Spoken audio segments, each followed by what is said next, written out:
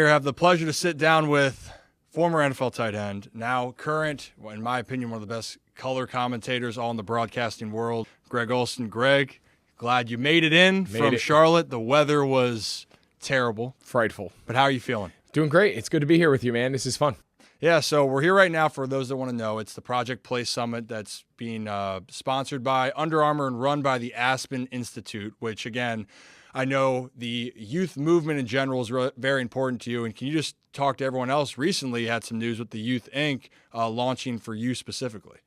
Yeah, so it's been exciting. This is actually my second time here at the Project Play. I got to be part of one of the panels in 2022, so 2 years ago. And now they asked me to come back and be a little bit more of like an MC and have some really cool conversations. And it's been fun. I think what the work that the Aspen Institute does through their Project Play, through their youth sports arm, is such a vital piece of right now what's going on in this like ever-changing landscape of youth sports. It's becoming more professional. It's becoming more specialized. It's a very different youth sports world than we may have grown up in years ago. And that journey now as a dad, now retired, and so my youth sports kind of full circle moment was I'd find myself now coaching the kids. I got 3 young kids, coaching their teams, football, basketball, baseball, whatever the season is, and coming back at night and being like, I don't know if we're doing this right. Like, I know Johnny down the street's doing this. Should we be doing that? Or are we doing not enough? Are we doing too much? Which team should we be on? Is it enough training? Too many games? And it was like driving me insane. And I stopped. I said, well, if I don't know, right? So I grew up, my dad was the high school football coach in the hometown we grew up in for 35 years. All we knew was high school sports and below. I grew up in it, all boys, all played in college, played for my dad. And now here I am, full circle, someone who lived it for 35 years, and I don't have any of the answers. I don't know what's best. I just don't. And that was the inspiration behind You Think. So we launched that podcast about 2.5 years ago and we had some really cool conversations. And along the way, we said, you know what, there's something bigger here.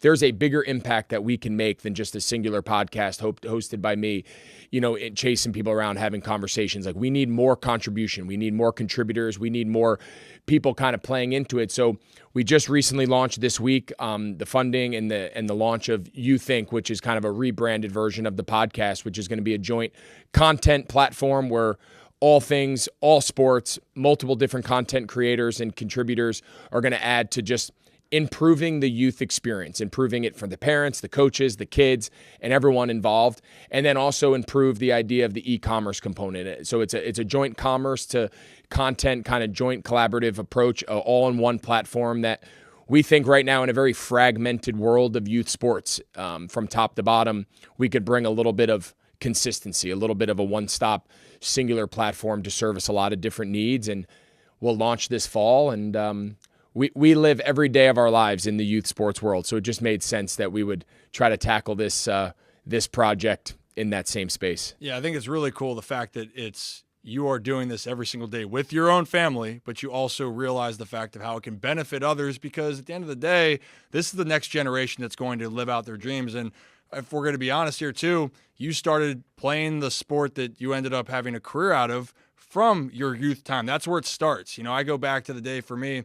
I played baseball, Ripken, and no, I didn't feel like I had to play baseball. I loved it, right? And the family is embodied with it, but I'll tell you what, I was a basketball guy. I loved going out there and playing sports, and the things I learned and the opportunities I had at that young age, and luckily I had some good guidance. Not everyone gets that. So I think that's the beauty of it. When we're on it, did you always want to be a football guy? Obviously, turned out well for you, Greg. You're doing pretty good, but any other sports that you really loved growing up? I played 3 sports all the way through high school. I mean, we didn't grow up in a time where you had to pick a sport at 10 years old, and that was the only one you were allowed to do because everyone made you fearful that if you played another sport, you were going to get cut. Like that. That's a very new phenomenon that we're seeing kind of with my kids now that are in that 10 to 12 age range. And but growing up, I played up till high school. I played football, baseball, and basketball. So every season we would just roll into, when football season ended, the next day we were in the gym at basketball practice. And then when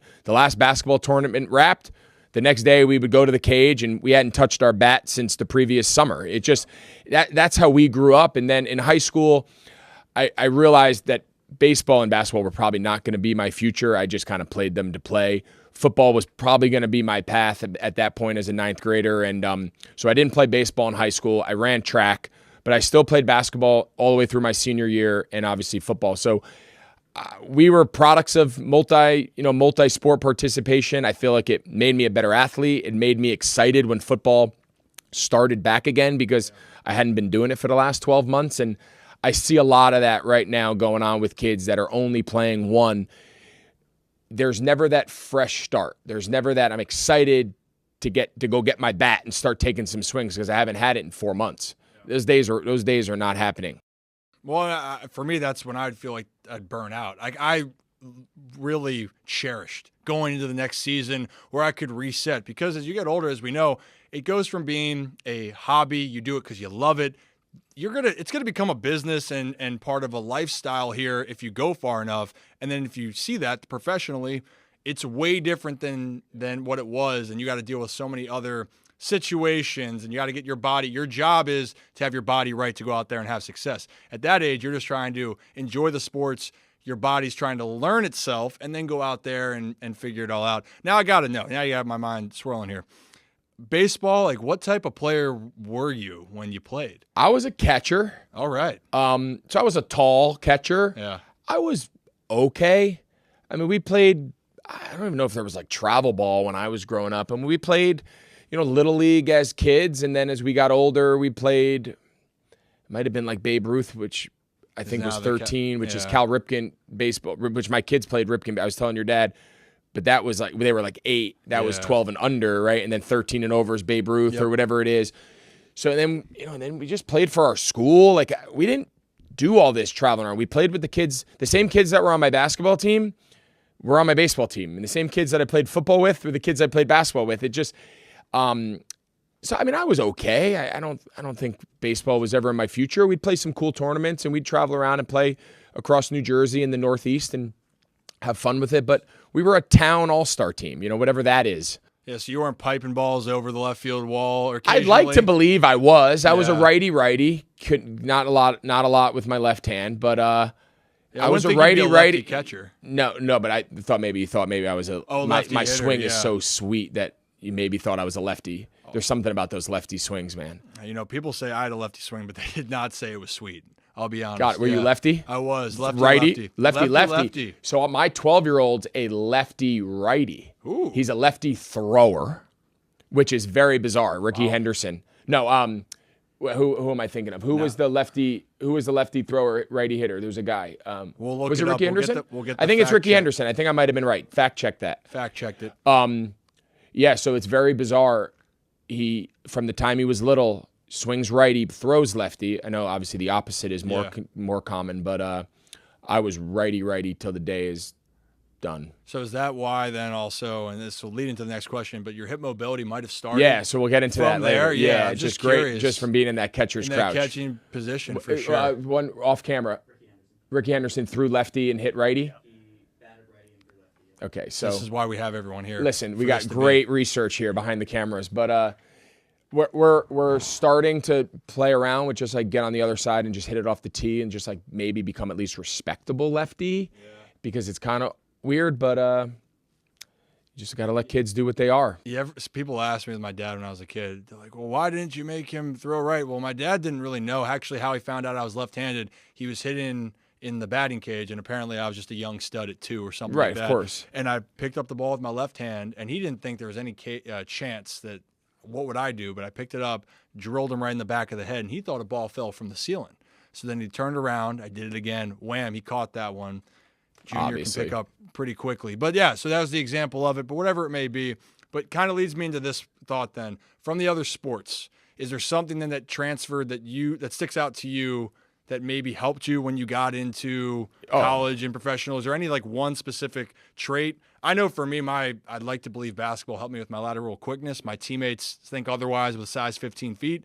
But yeah. Me too. 15? So you got a couple shoes I could borrow. Yeah. Perfect. Lots. So is there a trait or something specifically that sticks out to you? No, I think it's a great question. So I think the biggest reason that I encourage my kids all play multiple sports for the most part, I think the biggest reason for that, especially amongst the young kids, the middle school kids and below, is each sport really has like their their main kind of point, right? Like, I'm biased. I think football teaches a level of competitiveness and toughness and physicality and getting punched in the mouth at 10 years old and having to get up, and that kid on the other team is a grown man and he is going to run me over. You're going to learn real quick. Yeah. If you want to go to football practice in 95 degrees 4 days a week to play one game, football is the only sport. It's why young kids don't like playing it. I coach my kids' middle school team. What's hard about football is telling the kid coming from baseball and basketball all summer who play 10 baseball games a weekend and maybe practice with their team once or twice. Hey, no, we're actually going to practice every single day, and then you're going to play one game on Saturday. Come play with me. They're like, that sounds miserable. So I think football, more than the running and the catching and the throwing, I just think football introduces very quickly a level of, are you really willing to do this day in and day out? It's hard. You're going to do more of the practice than you are the glamour of the games. And I think you learn really quickly a lot about yourself in those hot summer practices and the grind of training camp and all that. I think baseball introduces a level of failure that I think from a mental approach is very good for kids to learn to overcome. I would have been a horrible baseball player. To this day, like, even at my kids' games, I'm like, I don't understand why anybody strikes out. Yeah. Like, why would you strike out? Yeah. He's throwing it. If it's over the plate, you should never miss it. Like, I can't wrap my brain around that, no, you're going to strike out 20% of the time and you're only going to get hits 4 out of 10. I'm like, what? If I caught 4 out of every 10 balls that were thrown to me, I wouldn't be sitting here talking to you right now. I'd be doing something else. So I think the sport itself, the beauty of the sport is that it teaches these young kids, if failure is going to crush you, you're in for a long road through life, right? So I think each sport, basketball, the physicality, the change of direction, more of the physical. I think each season bringing in a new kind of main idea and a main influence is so good for these kids as they develop all-round skill sets for both sports and just life in general. Yeah. Well, I would agree with that, but on so many different levels. I'll tell you what, though, no one hated failure more than me with baseball, especially when it's, you haven't gotten a hit in 34 at bats, and you want to go to a different room. Maybe the bat's broken. Bats are always broken. Maybe helmets are thrown. My kids' bats are always, like, in their mind, broken. It's funny how that works. Yeah, it's never them. It's the bat. So how did you, for football, you can just go hit somebody. But talking about getting into football in general for you, out of curiosity, and maybe this is interesting, when things went well, the best year probably that you experienced overall as a team, until the end, the Super Bowl year, 15-1, you guys were cruising, but I felt like you guys genuinely enjoyed being out in the field, and that showed. I think, is that a fair way to assess? I think some people look at it and go, wait a minute, I need to, how do I put this? I want to go ahead, I want to be successful, I want to catch 8 balls for 100 yards. I want to reach these milestones, but they get ahead of themselves. When you play well, when you enjoy yourself, you tend to play better. Do you kind of agree with that overall, with that sentiment? Yeah, I think there's 2 ingredients that lead to success over a long period of time. I think you have to genuinely enjoy what you're doing, because as the levels get higher, it gets progressively more difficult. It gets more difficult to go in every single day to train. It gets more difficult every single day at practice to keep your body healthy. The fight gets harder with every level you go up, right? So if you don't, it's hard enough if you do love it. If you don't love it, you're going to be miserable at it. Then you have to factor in the idea that in order for you to enjoy it and have success, you have to have this unwavering desire to pursue it. And it's got to be through the good times. You have to be just as excited to go out to practice after a bad game as you are to go after a great game. And the guys that learn that consistent approach and combine it with, this is something you genuinely love pursuing, you love the grind of it, you love the fight of it, you love the competition, you love the failures, the wins, the losses, you got to love it all. If you only love the good, I don't care what sport it is, if you only are happy, if you're only enjoying it when things are good, you're not going to last. It just ain't going to happen. You have to. Now, I'm not saying anyone likes to struggle. I'm not saying anybody likes to be miserable. But there is an idea in all sports of just accepting that struggle is going to come. And I, again, go back to youth sports. I think the biggest lesson of youth of these kids, and at least the way I try to drive it home with my kids, is I want you to struggle and fail and be miserable. Do it when you're 10 and 12, because guess what? It's coming.